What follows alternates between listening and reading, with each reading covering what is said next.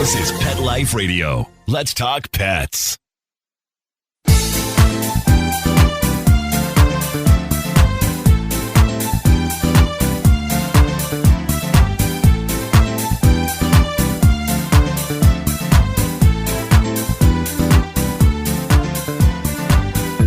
Hello, my cat-loving friends. I am really excited today. We have Brianna Lovell Myers, and she is the executive director of the United Spay Alliance, and they do a lot. Want to talk about spay and neuter, why it's important, how, why, when, how can you get involved? There's a lot to unpack here. So we will be back afterward from our sponsor. Hey, it's Linda Hall from 19 Cats and Counting. And I'm Rita Reimers from 19 Cats and Counting. You know the expression that cats have 9 lives? Well, what if you can give them one more? The Give Them 10 movement is on a mission to help give cats an extra life. How? With spay and neuter. Spaying or neutering your cat helps them live a longer, healthier life, and it helps control the free-roaming cat populations, too. You can learn more about the benefits of spay and neuter and meet Scooter, the neutered cat, at givethem10.org. That's givethem10.org. Let's talk pets on PetLifeRadio.com.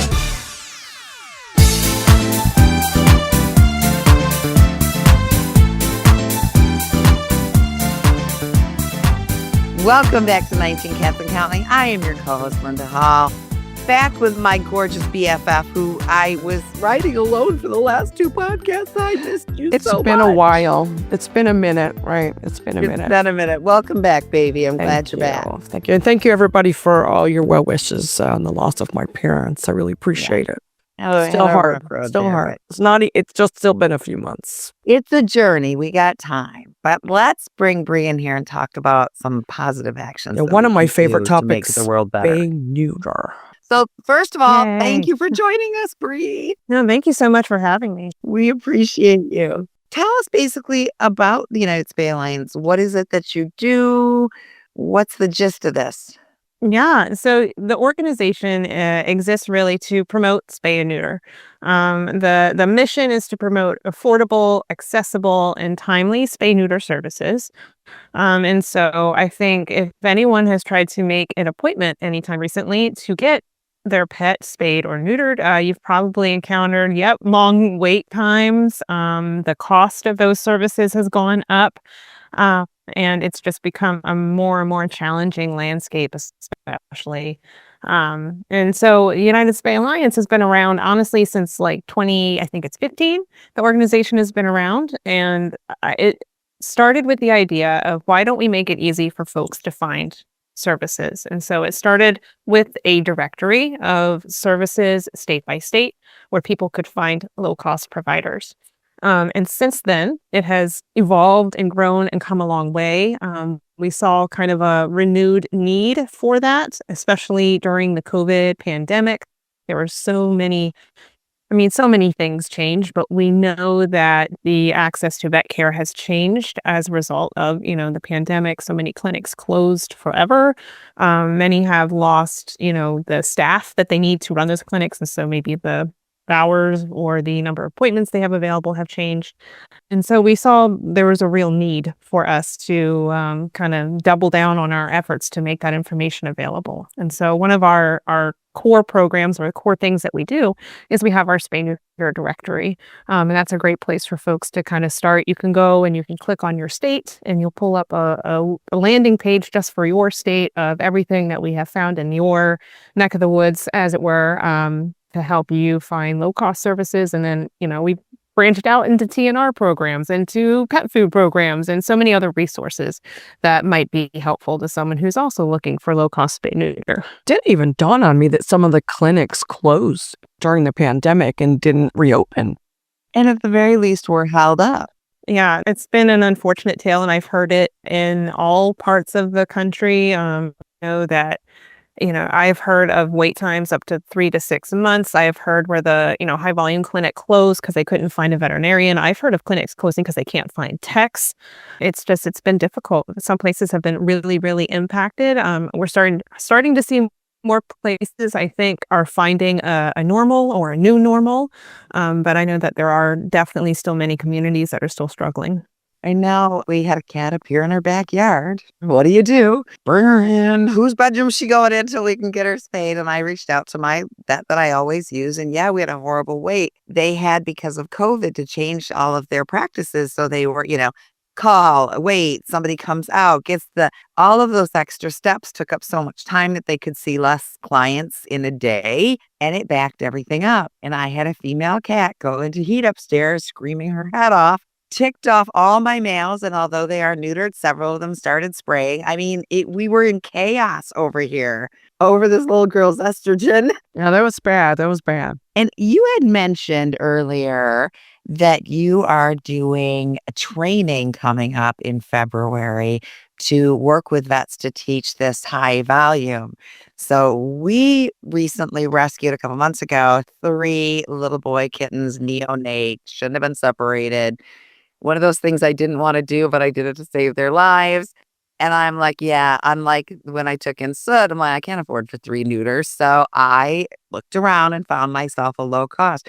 It was a wait. I had to wait a lot longer than I wanted to. And we're playing with, the sooner the better, the less incidents of spraying, etc.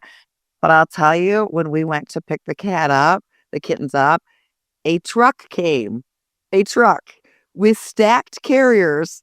It was the craziest thing I've ever seen. That was a I don't know TNR initiative, how many right? cats they did that day, but basically the rescue has X number that has been brought in that need to be done, and then they open it up to the public and say we can fit in this many. And so we actually got the last 3 spots on that, but that was impressive. Yeah, these clinics are really, really impressive. And so one of our programs is we do encourage high quality, high volume spay neuter. And it's been part of the vernacular shift, or just the way we talk, because I think there's a perception out there that when you say low cost spay neuter, that some people assume that must mean low quality, that there's some corners being cut, that there's some reason that these appointments are so... That used to be true.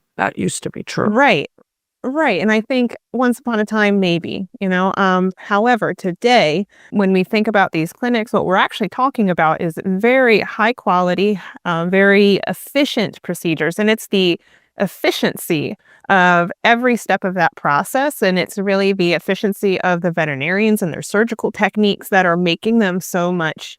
I mean, when we increase efficiency, we're just going to naturally increase our ability to do, more in a day, so to speak. And so you're able to adjust those numbers accordingly. And so what we're getting are techniques that have been refined over and over and over again over decades now, of surgeons who have been doing these, of, vet clinics and teams that have been doing this work. So we're seeing very efficient, very safe procedures for the cats, for the dogs who are going through. I mean, if you just think about it, like the surgeons who start out with that cat spay and their incision is, maybe 4 inches long. And then once they have like high quality, high volume spay neuter techniques under their belt, they're walking away with the incision site that's, an inch long. Think about yourself, you want an incision that is, yes, please, this big or, much smaller. So Linda knows she's been spayed. Hide it, make it as small as possible. Thank you. Yes. And they didn't just do the neuter, like they checked their ears, they checked for fleas. I don't know. I mean, like it was like a 12-hour span, like drop How off much at 6 did you a.m., have pick to them up at pay? 6 p.m. $100 a piece for each boy. That's So not too bad.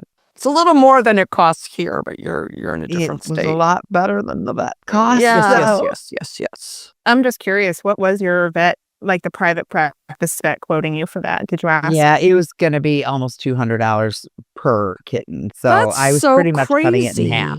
My vet doesn't charge that. Yeah, for a neuter. Crazy. We have heard just pricing with private practice vets. And now when you're going to private practice or a general practice, generally they're not doing spays and neuters very often, right? And so it is more of a specialty procedure for them.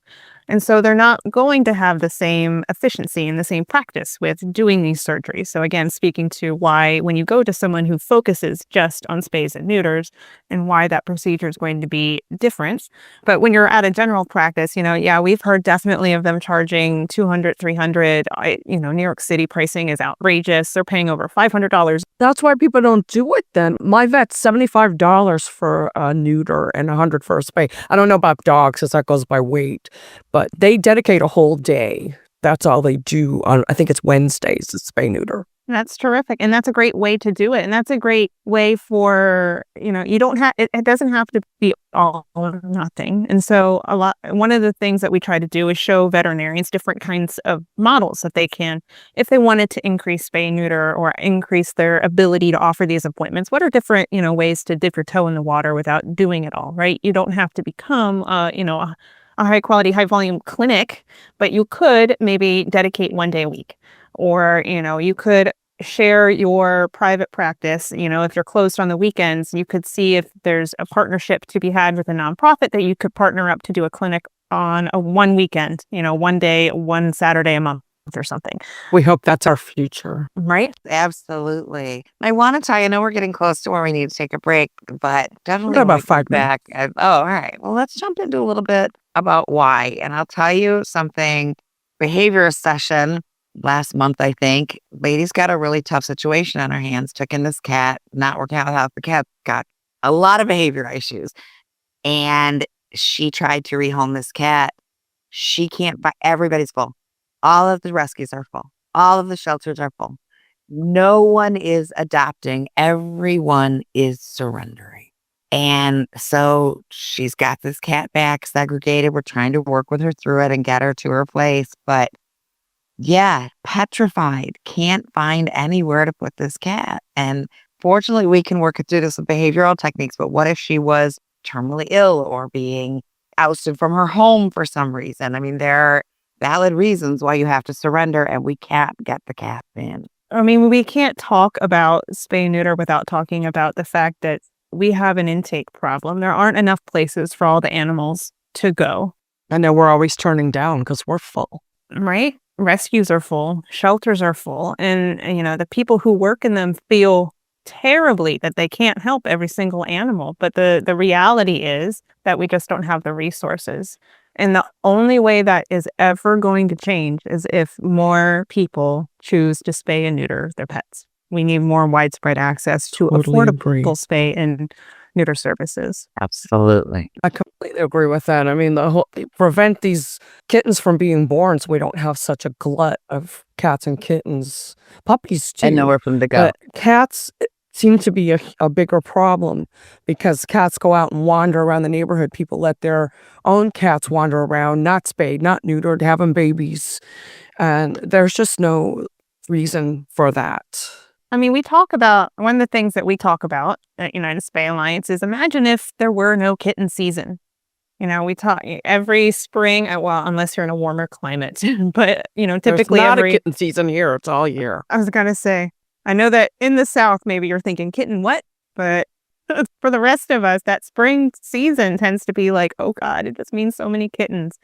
And, I understand kittens are adorable, but the reality is that we just collectively don't have enough resources to help all of them. Fosters are full, shelters are full, like we're just talking about. But we could see a future where there isn't a kitten season if we had more spay and neuter.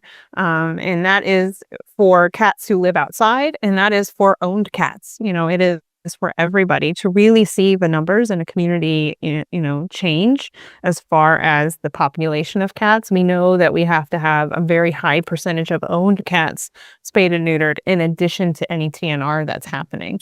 And that's what's really going to make a dent in the population. And then if we free up those just think of it, all the resources that go in just to trying to tread water and keep your head above water.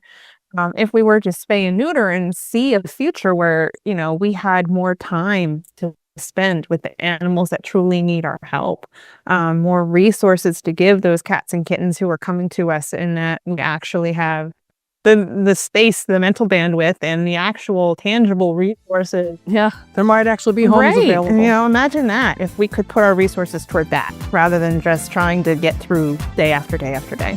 We need to take a break here to hear from our awesome sponsor, but we'll be right back to talk more about spay and neuter and why it matters to you. We'll be right back. You know the expression, cats have 9 lives. Well, what if you can give them one more? The Give Them 10 movement is on a mission to help give cats an extra life. How? With spay and neuter. Spaying or neutering your cat helps them live a longer, healthier life. And it helps control free-roaming cat populations too. Learn more about the benefits of spay and neuter and meet Scooter, the neutered cat, at GiveThem10.org. That's GiveThem10.org. Let's talk pets Let's talk pets on Pet Life Radio. Pet Life Radio. PetLifeRadio.com.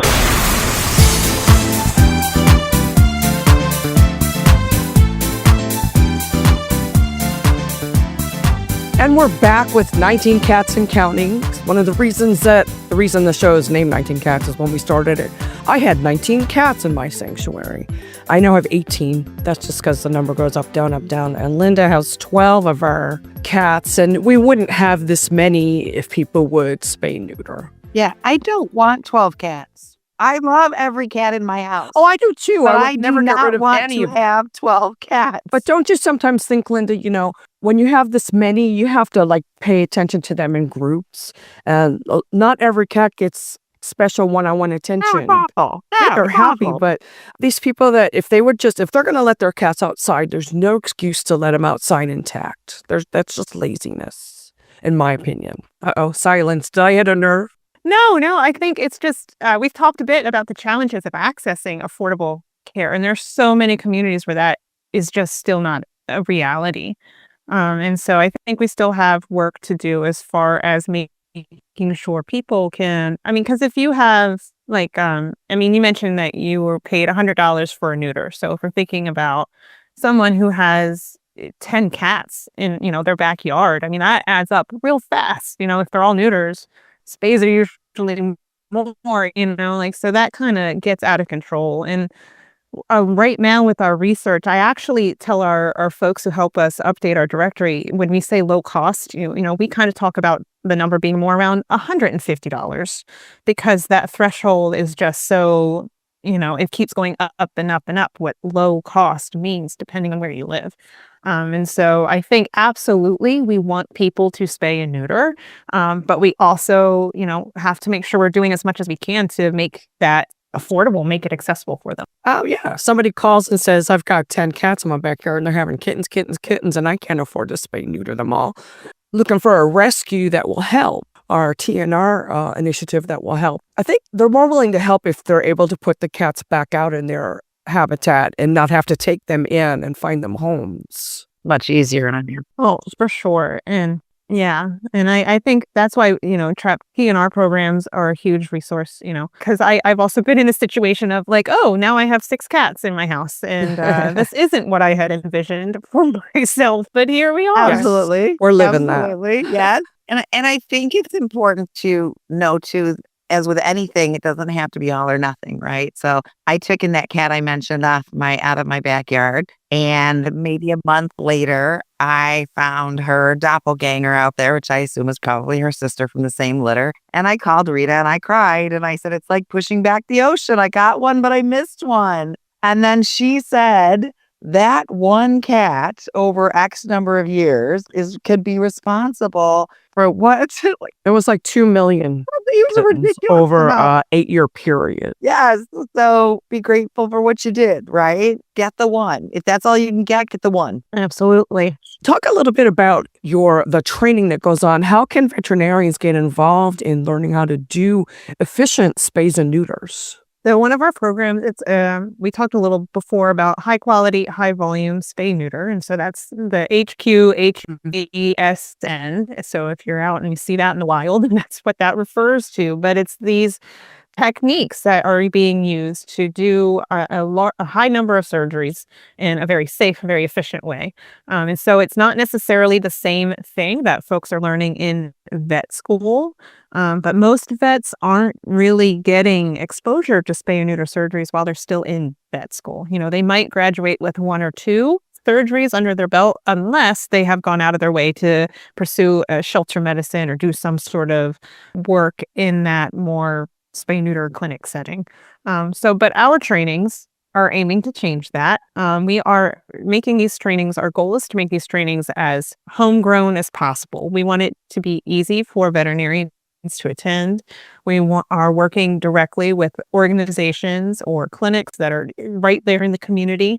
Basically, we're facilitating, but it's really the folks on the ground who are doing all the work to put the team together and put the training together so that veterinarians have the chance to learn from their peers what these spay and neuter techniques look like. And we do our best to create a very safe environment for them to learn. Because I've also heard from veterinarians who might want to get involved, but they aren't necessarily able to just go volunteer at a like spay neuter clinic because they just aren't fast enough yet. They don't know how to do the same thing that these other high quality, high volume surgeons are doing.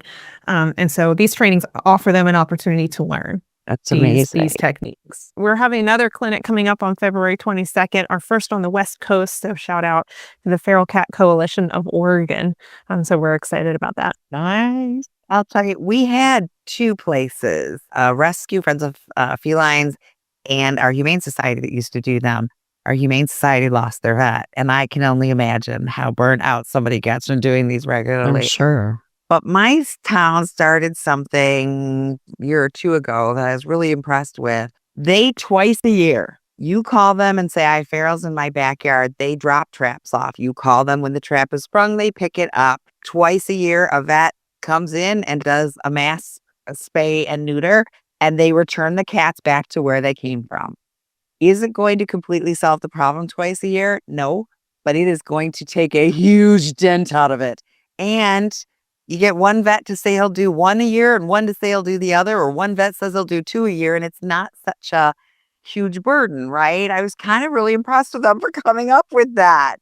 No, that is huge. I think every little bit counts. And if we all chip in, then, many hands make light work, right? Isn't that what they say? Absolutely. Yeah. Yes, It is. It we feels get it. insurmountable when you think about it overall. So you really have to take it and, do the small bits that you can, because everybody's effort together is the only thing that's really going to solve the problem. Yeah, And absolutely. there's lots of ways. And, if, we talk about kind of the low hanging fruit. And so what is everyone's individual entry point? And so if a veterinarian maybe they just want to knock out some neuters and, you want to pick like a couple Tuesdays out of the month, and that is like you're going to have a just neuter cats only. You're knocking out however many, in a day, because that's a pretty simple, quick procedure, easy enough to do. You're contributing to the cause, but it's not, the same as, again, not everyone has to be a brick and mortar spay neuter clinic to get the job done. So there's lots of ways to tackle it. And so we encourage folks to think creatively. Like a neuter is like snip, snip. A spade is actual surgery. Surgery, yes. Basically a hysterectomy, right? Yeah.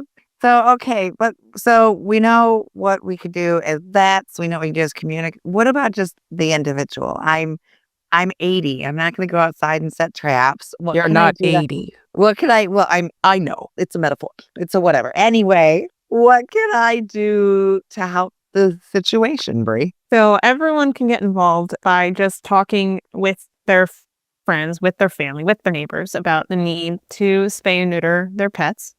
And so there's always a need to educate around that. I know some folks, we have seen kind of a shift in the conversation. And so I think we all, depending how old you are, you listen to Bob Barker tell you to spay and neuter your pets.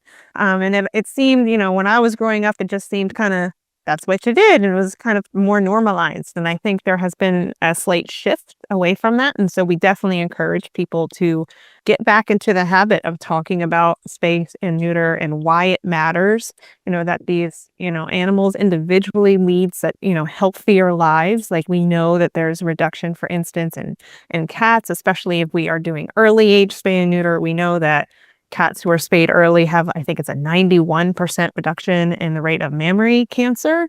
So we see wonderful health benefits.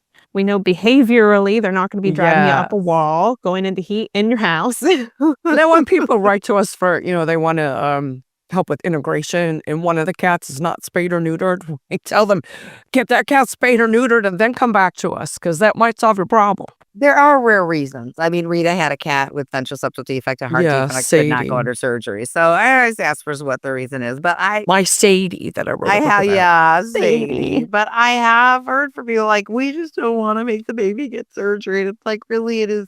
It's like, getting your kid a shot or making them take an antibiotic or, you're doing what's best for them. We know when I was growing up, though, it wasn't a routine thing.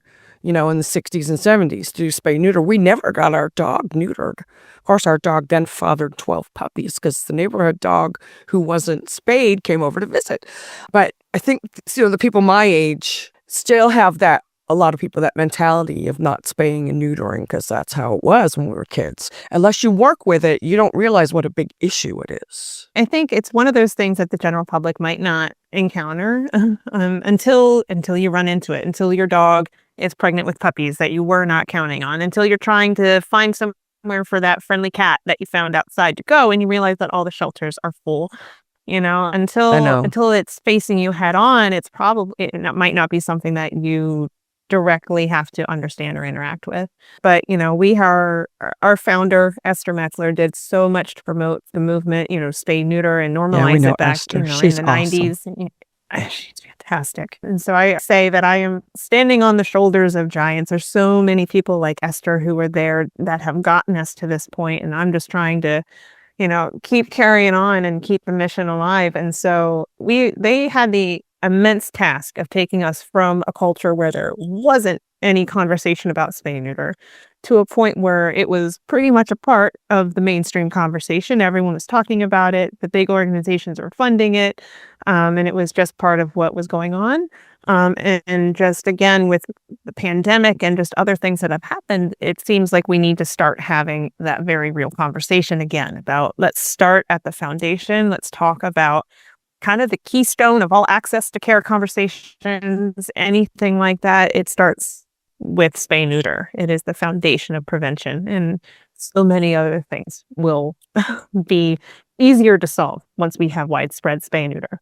I will tell you, as a behaviorist, when people say that their cats are spraying or urinating and defecating outside of the box, my first question is, have you noticed any community cats outside? Because people do not realize the impact those cats have on your home. So I know you've got a big initiative coming up in February, and it's the Feline Fix by 5.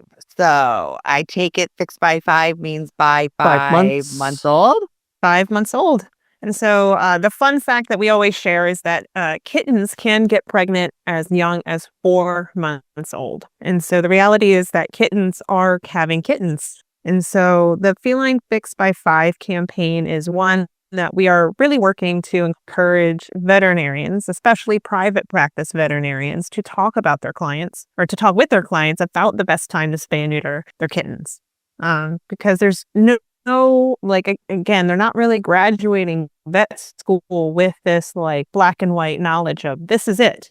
But there was a task force that got together, veterinarians, and they reviewed the research and the recommendations and those recommendations have been endorsed by the AVMA, so the governing body of veterinarians here in the U.S., that 5 months is the best time to spay and neuter, or before they hit that 5-month mark. What is too young to do a spay neuter? What's the cutoff? That is a very good question. And so in sheltering, we talk about 2 months, 2 pounds, or in the shelter rescue animal world that we're in. We talk about that 2 months, 2 pounds being kind of like the rule. Once they hit 2 pounds, they're old enough or safe enough to spay and neuter at that point. And that is great. And so if you're adopting from a shelter and you're getting that 8-week-old kitten, you're gonna hopefully be getting them already spayed or neutered at that point. But, if you have an owned cat, a lot of times, especially if it's an owned cat that's going to live inside, they're not necessarily going back out to a TNR colony, then private practice vets might recommend, you could wait till 6 months. They should have a heat cycle first or some other thing that is just at this point, it's just outdated. But because the reality is they can be more than safely spayed or neutered by 5 months. My vet likes to wait for 4 months for females and as long as possible for the males. I mean, he'll do it earlier, but he won't do it any earlier than 4 months. 4 months, 4 pounds. Well, I think I it's guess that's important just with his preference. shelters. Yeah, I think it's important with shelters and rescues because they need to get them sterilized so that they can be adopted out. So Well, that they they can do take in more those cats. sooner. So But he means I like understand why if those you are or me considered, go. but yeah, exactly. Yeah, I waited till a little later with the boys. So, but definitely before 5. Luckily, my vet works very closely with the Lancaster shelter here because, you can't adopt out any kittens or puppies till they're spayed or neutered here. That's the law. So he's got to do those earlier. Yeah, and if you think about, the adoptability of a fluffy little 8-week-old kitten Yes. versus, a 4-month-old, still adorable, but Everybody wants the itty bitty little kid. Yeah, infants over toddlers, right? The toddlers Except are cute, for but I don't us. see infant. I'm done with infants and toddlers. You and me Give me the both. old ones. I like the older kitties. Yeah. Absolutely. Yeah. But February is our time when we're really talking about the Feline Fix by 5 campaign. And I will say it is for veterinarians, but it's also for individuals. Again, it's important to just educate one another about the benefits of all this. So it's definitely, we're doing it in February, but it's a never-ending campaign. Absolutely. I always say, if you hate cats, you're sick of them in your yard, digging up your flowers, walking on your new Walking car, on your car. then you need to care about this. If you love cats and care about the overpopulation and the suffering and the things that are happening, you should care about this. So basically, everyone should care about needs to be on board. I know we've got to wrap soon. Give us your website address, Bree, and when is this initiative happening? Yeah, so you can find out more about us at unitedspayalliance.org. And then actually, if you go to felinefixby5.org, you can go directly to that landing page. We have all sorts of resources.